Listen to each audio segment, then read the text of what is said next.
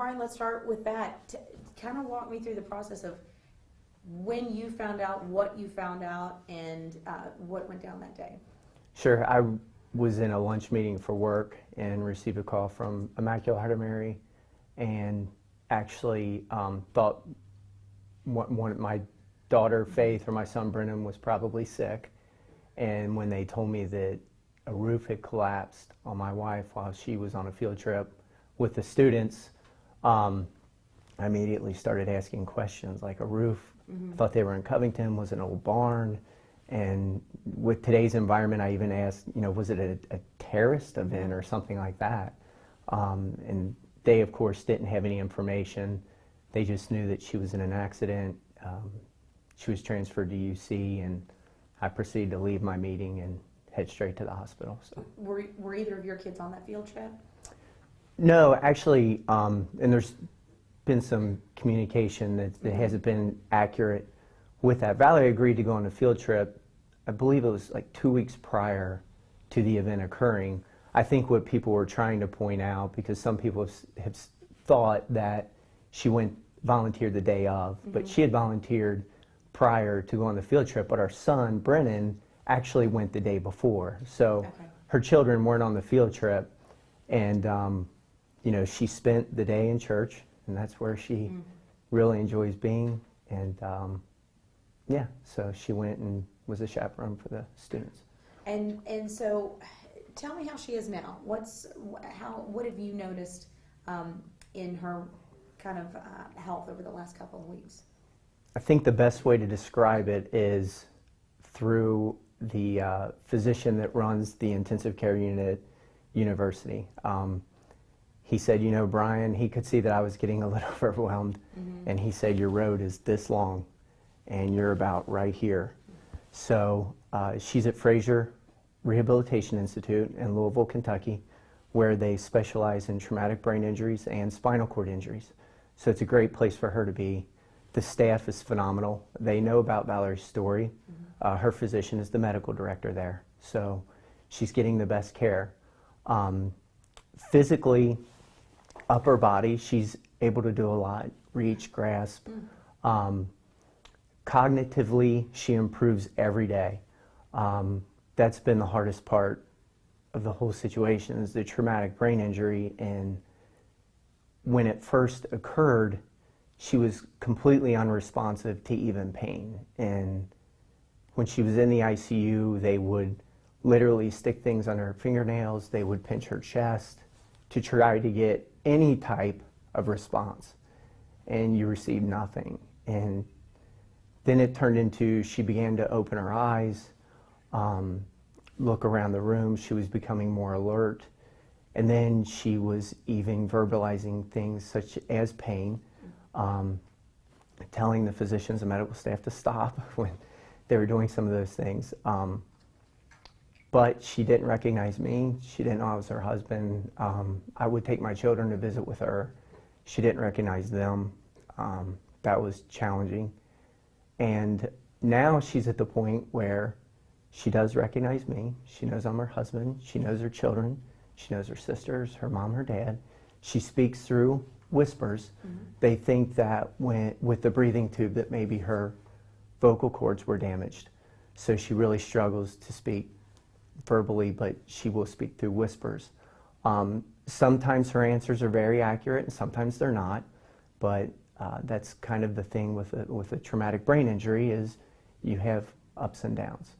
It sounds like she's made a really impressive recovery in a short amount of time. It's a little over a month, and to go from nothing, absolutely nothing, no movement, to where she is now, and to see her with her physical therapist sitting on the rehab table, and they take her through cognitive exercises and balancing exercises, to where she'll take clothespins from one piece of a table and move it to another. It's a big accomplishment for her, considering where she was. So she is progressing. I know the prayers are helping from the community. And Valerie's a fighter. She's very tough. She's in good shape. She's young. And she's showing progress every day. You can tell when you're telling her story to talking about how she's doing now, your face lights up. This has got to be good for you and for your family to see this transformation. It's incredible. It's hard to explain. I'm sorry. Probably the first 50 years of experience, is that what it was? The phones came along later, so, you know. So, I'm sorry, go No. ahead. So, yeah, just to see the transformation. I'll wait till you ask the question again. You ready? Yeah. Yeah, so again, I can tell the difference in you know, your face lights up when you talk about this transformation. It's incredible. It's hard to explain, but when she was in intensive care, you kind of feel like your world is getting crushed. It's the best way to explain it, that she's so unresponsive. Her injuries are so drastic, and to get the diagnosis of her being a paraplegic is difficult, but losing her mind is the most difficult part to deal with, because you're losing the person. And to see her come back and be able to communicate and recognize her family, we've learned to celebrate really small wins. It doesn't sound like much, but when you're experiencing it, it's big. And yesterday, for the first time, my mother-in-law, Valerie's mom, her father, her sister, and I visited her, and her rehab team visited as well with her physician. And we were telling family stories and kidding around with her, you know, and she actually laughed out loud. And to see her, you know, a belly laugh, a real good, hearty laugh, to the point where she choked a little bit.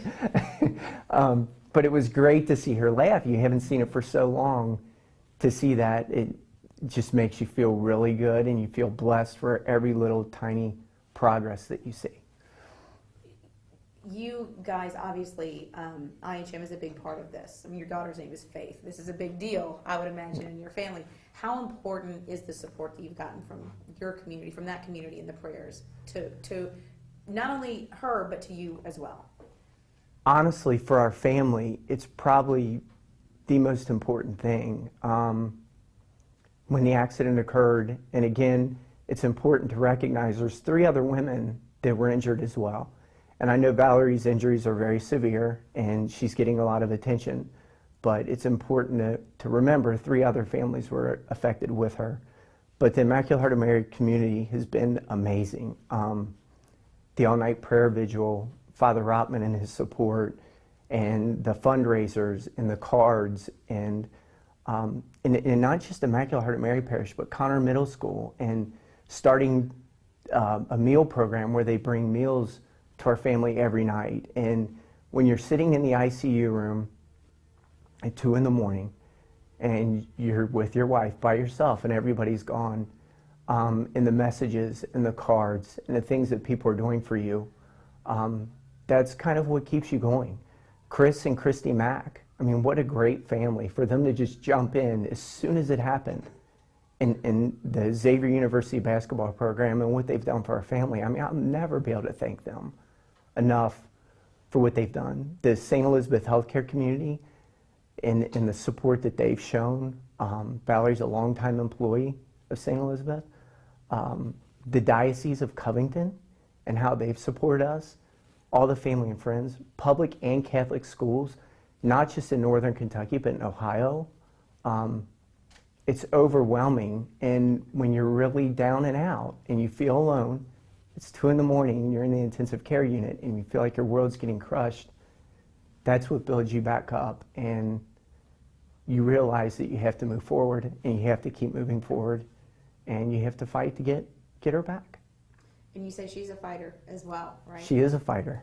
So has she, I mean, I realize that she's just coming back from all of this. Does she ask about this? Does she talk about this? Does she have any questions? Is she confused about what happened?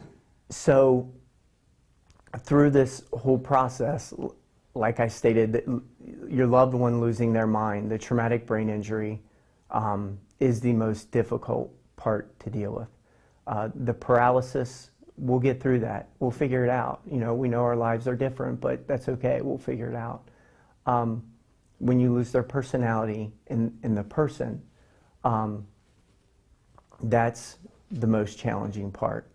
And I have forgotten your question, I'm sorry. Does she, I mean, I don't know how far along she is in her recovery, so does she talk about it or ask about Yeah, it? so she, when you would visit with her to try to see where the level of cognition was, you know, how is she doing, we would, me in particular, I would ask her the same questions every time. So, do you recognize me? Do you know who I am? Do you know I'm your husband? Do you know how many children you have? Things like that. And about a week into it, she started getting some of the answers correct. And when I say a week, I mean when she's out of ICU and in a regular hospital room. So she started to recognize us, family members. And then at one point in time, I looked at her and I said, you know, Valerie, I feel like I'm bombarding you with questions every time I come in here. I said, I want you to ask me a question. And the first question she asked me was, is it raining outside? And I was like, no, but thank you for asking. What else do you want to ask me? So a few days went by, and again I said, you know, do you have a question for me? And her question was, did someone rescue me? And that was big because she recognizes that she was in an accident. She recognizes that things aren't right and that she's in a hospital. So that was a big win for her to recognize where she is and what she has to do to get better. So.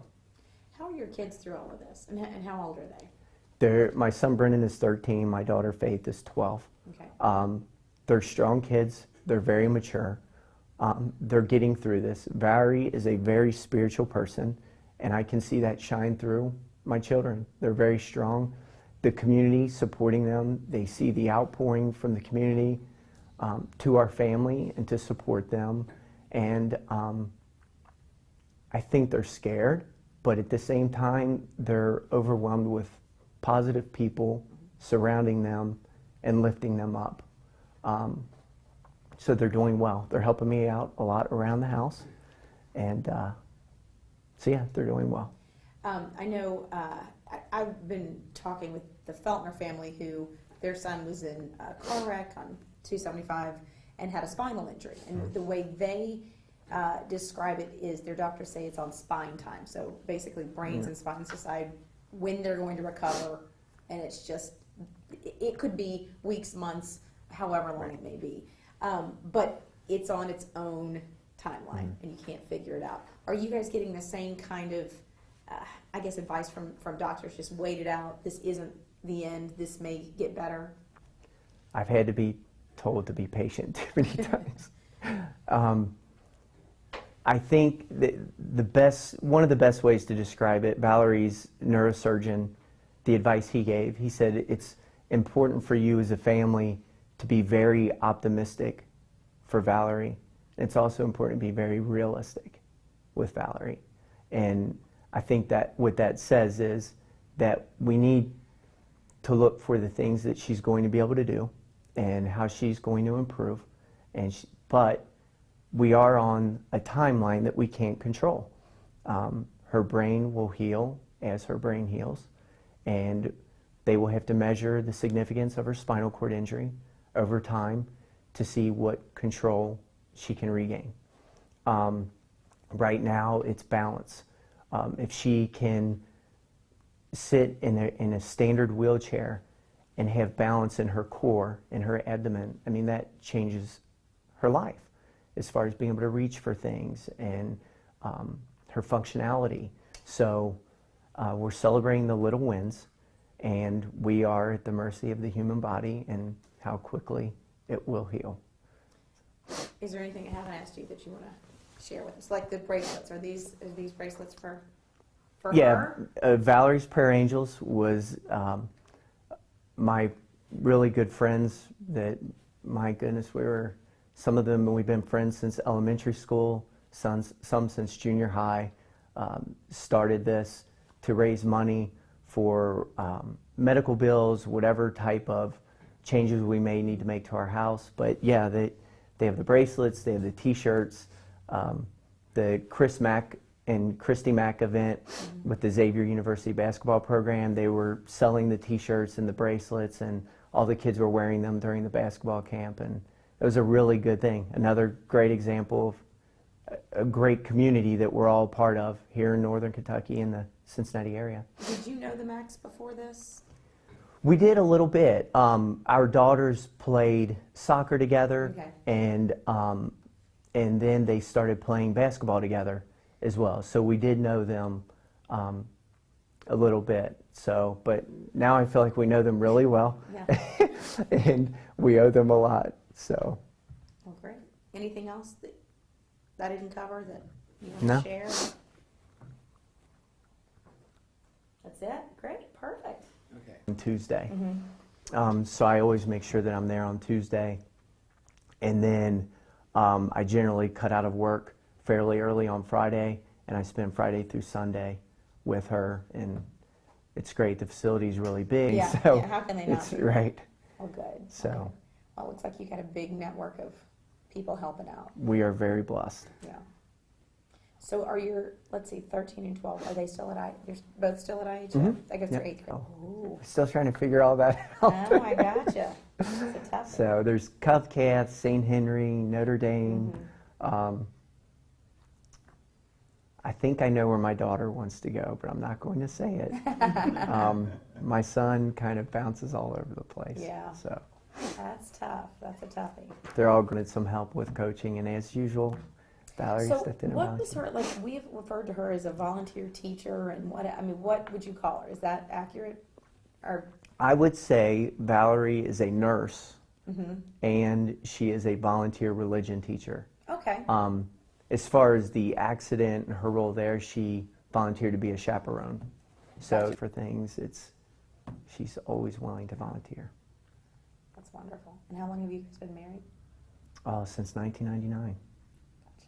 So Since 2016, 16 years. I got it. All right, well, Yeah. good. Well, we're going to get a couple more shots here, and that's all we need. But I appreciate you meeting us. That's great. I appreciate you covering I'm the sorry, story.